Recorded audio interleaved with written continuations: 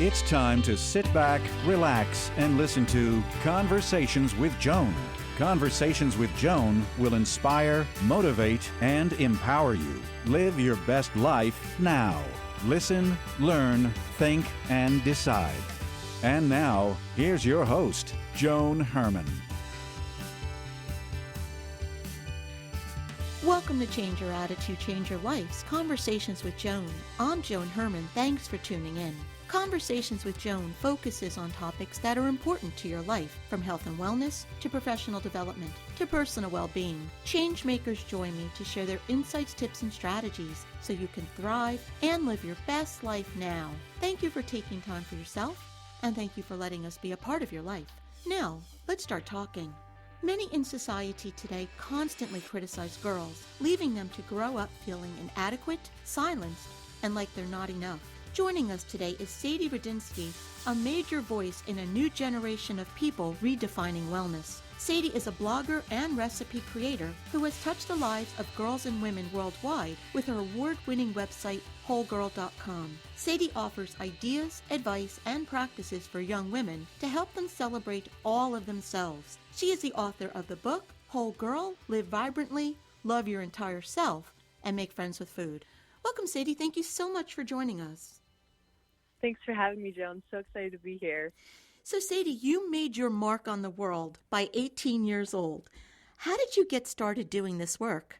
I got started with this actually 9 years before. So I went gluten-free when I was 9 because I'd been having these stomach issues for half a year. And going gluten-free actually sparked this exploration into the world of food and cooking and health and well-being. So I started baking myself gluten-free treats. And that sort of got me into the entire world of food. And I discovered how food could not only impact my life on the health level, because going gluten-free completely transformed my health, but it could also bring so much joy and excitement into my life because, you know, cooking gluten-free desserts became my favorite part of life. So this really had a transformation on my life because it made me realize that, you know, our relationships with food as teen girls are often so strained because we are sort of conditioned by society to view food as this shameful thing we have to contend with. But this experience, this positive experience with food, made me realize that it has so much to offer us and that there's a great power in cooking for ourselves that can help us embrace food as a friend. So when I was 9, I started baking. When I was 12, I started sharing my recipes on a blog, and then I started writing the book at 14 and sort of infusing my recipes with my ideas about food and overall empowerment and well-being for girls.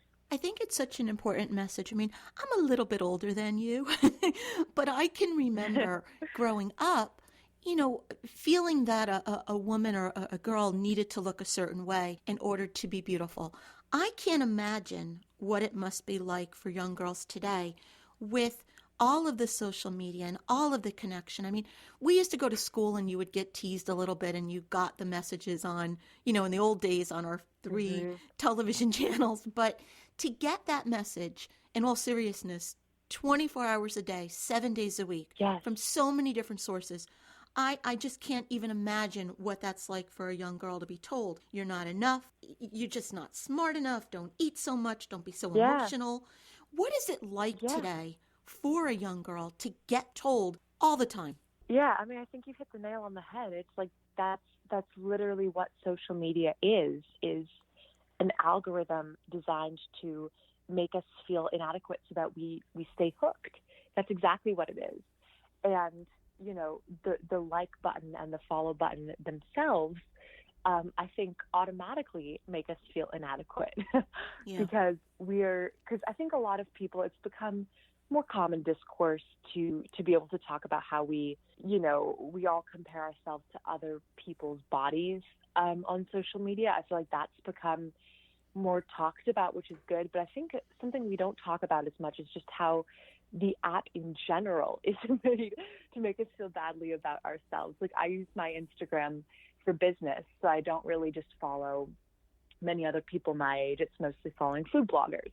But I still end up feeling badly every time I'm on there. And it's not even because of other people's bodies. It's because of comparing myself to other people's productivity or to their followers they're getting for their business, to everything. Mm-hmm. So my point is that I think it goes so deep, the comparison on social media, and it makes us feel like we're not enough in every facet of our lives, whether it's our body isn't perfect enough or we're not productive enough. I think during the pandemic, there's a lot of feeling on social media of seeing other people doing really incredible things, or even traveling, which is a whole other tangent I could go on, but people, being really productive or something like that. And then you look at yourself and you're like, why am I not being productive? Why am I feeling so down? And I think it can disconnect us from ourselves. I think it takes us out of our bodies, out of our emotions, and sort of numbs us. So, one of my biggest tips throughout the book, each chapter of the book is a different mood. So there's things like be afraid, be brave, be bossy, be mad. And in almost every chapter, I end up giving some sort of tip that's get off social media if you can. Mm-hmm. And even just taking, an hour off social media a day or something, setting aside some time, I think it can help us reconnect with ourselves, with, literally feel our physical sensations, feel any emotions that come up. And that brings us into the moment. And I think just having these little points of connection with ourselves every day can have a really big impact, because it breaks us out of that comparison mode and brings us sort of back into our bodies. What's so interesting about what you're saying, Sadie, I joked a few minutes ago about being slightly older than you, but, you're in one generation, you're 18, I'm middle-aged, I'm in my 50s, and everything you just described is something that I and women of my age feel as well. So it's intergenerational, and the thing that's important that I learned, because when I went through a lot of trauma and loss in my own life, and I would go on social media, I did exactly what you said. It would send me spiraling, because I would, you'd see everybody showcasing what I call their A game, because nobody tells you anything bad on social media. Yeah. So I'm looking at all of these families getting together when I just lost my family, or I'm looking at all these, hallmark moments, thinking that everyone else has that and I don't. And like you said, it's not good for us to get into that comparison mode. We have to remember that's someone's A game. Yeah, exactly. So the app leaves so much up to our self-control, which is like scary, because I don't think I can control myself with it. It's an addictive, it's designed to be addictive. And I think it leaves too much up to logic that we don't have, because we can tell ourselves like, that's someone's A game, that's not the real life. But it even like, I feel like it sort of penetrates that even and goes into our subconscious. And even if we tell ourselves logically, this is not real life, this is just a facade everyone's putting out there, it still gets to us. So I'm personally trying to figure out a way that I can use social media in my own life, just that feels better for me. But yeah, it's really hard. And I think especially during the pandemic, it's especially hard because nobody's talking about how we're really feeling during the pandemic on social media. So I feel like more than ever, it's such a false representation of how we're all feeling. And I'm totally a perpetrator of this, like posting about happy things in the book. And some days I feel really sad about the state of the world. So that's sort of the idea of us tuning into all of our different moods that's in Whole Girl, is like, how can we connect with ourselves on a daily basis and, get in touch with the things that we're not putting out there on the internet.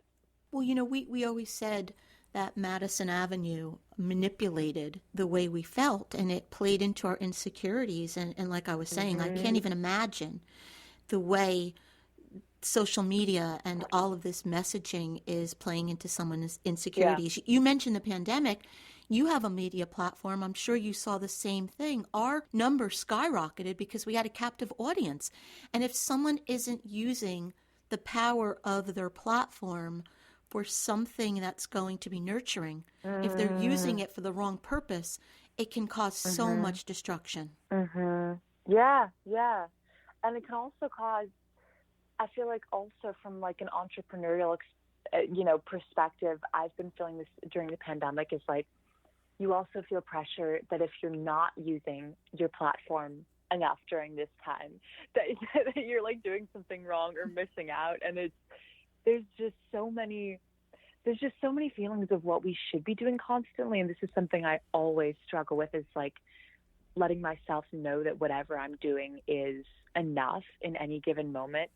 And I think a lot of that, feeling of inadequacy is the product of this social media age and this age of instancy, and just how we see everyone putting out there so much stuff, everyone progressing even during the pandemic, which is incredible. And like, I think there's a lot out there because we're all sharing so much of what we're doing, which has, upsides as well, totally.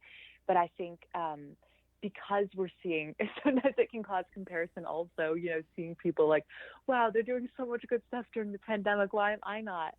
And, I've tried to get better with myself at, telling myself that whatever I'm doing in the moment is valid, even if I'm not productive, even if I'm not, changing the world in any way at the moment, just like letting myself be okay in this moment with whatever I'm doing. I don't know if you've ever struggled with this too, but I think this is something that a lot of people have probably been feeling as well during the pandemic. Right. No, I agree with you. To know, like, whatever you're doing is okay. No, I absolutely agree with you. But I think that the messaging, your book, whatever it is that you're doing, and it doesn't have to be anything grand. I mean, it's one person at a time. Yeah. Whatever it is you're doing, I think it's so important, because I've been doing this for 11 years now. And one of the things that I always wanted to strive to do was to reach younger people, to tell them that they're okay, and to give them the power that they already have, to show them what they have, so that they don't get to be in their 40s and 50s and have to undo all of this stuff that is now governing their life and holding them back. Yeah, that's incredible. You mentioned the pandemic. What are some of the things that you're teaching your followers about navigating uncertainty and difficult times? Oh, that's a good question. So before I knew about the pandemic or anything, I wrote a chapter in the book called Be Unsure. It's chapter 5, I think page 65, if you have the book there. And Be Unsure talks about several things. For one, I got to interview the amazing Stephanie Beatriz, this incredible actress, about who's openly bisexual and a big activist. And I got her to talk about us being okay with uncertainty about our sexuality and embracing that uncertainty and not feeling pressure to label ourselves. And I also talked a bit about the sort of Zen practice I've read about from Eckhart Tolle and others about getting okay with being uncertain about our futures and stuff. And little did I know how relevant that would be. I was thinking a lot about how from a very young age we're asked by adults and I think especially adults, but younger people too sometimes, what are you going to be when you grow up? What college do you want to go to? What do you want to major in? What do you want your job to be? Where are you going to grad school? And it can be really, really overwhelming. And I think that, a lot of us have no idea what we want to do, but there's so much pressure to have it all figured out from like high school. I mean, in high school, they're already asking you what you're going to major in, which I think is insane because it's impossible to know. Like, I'm in college now. I just started as a freshman, and I'm kind of shooting in the dark on my major. It's something I'm really interested in, but that could change.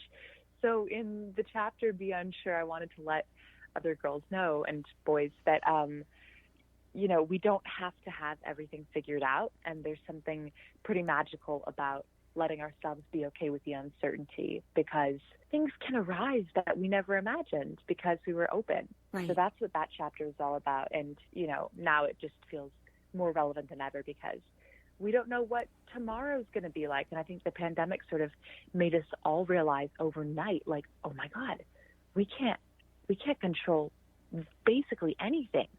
Like, so much more is out of our control than we ever knew. I was having that conversation with a friend the other day, and we were talking about how we were asked, like you said, at 17, 18 years old to decide the rest of our lives. And when you're that age, you have no idea what you want to be doing. And I think the message is, and I share this with people, everybody thinks life is A to Z and it's a straight line, but it's okay to start on one path and adjust the sails, go in a different direction. It's okay to change. I reinvented myself in my 40s because I was on one particular path. and it no longer served me for who I was at that point in life. So it's okay to start in one direction and make adjustments along the way. I love that. I think that's another thing that a lot of, parents and other adults don't think about when they ask us these questions from a young age. So I think not putting pressure on ourselves is key, because then we can start, if we put pressure on ourselves, we can start feeling guilty or stuff. Like, I know a lot of people in my class already as freshmen are like, shoot, I need to pick a major. I don't know what I want to do. And I always remind them and myself, like, none of us know really what we want to do yet. Even as freshmen, we don't have anything figured out. Let's just do our best to follow what we like right now. And there's also so much pressure in general, like in this job market. So I feel badly for my whole generation, because this is just such a crazy time to navigate. But yeah, I think that, putting pressure on ourselves to have it all figured out makes it even harder, for sure. Sadie, before we run out of time, you had mentioned earlier about how you got interested in the role of food in our life and supporting our health and well-being. And, today, girls and women of any age, we don't enjoy food without guilt or remorse or even self-loathing because we think that we're going to become fat or less than that image that's portrayed to us as a beautiful woman. So what do you say to young girls today? How should they be looking at food? What is a healthy perspective for them to have?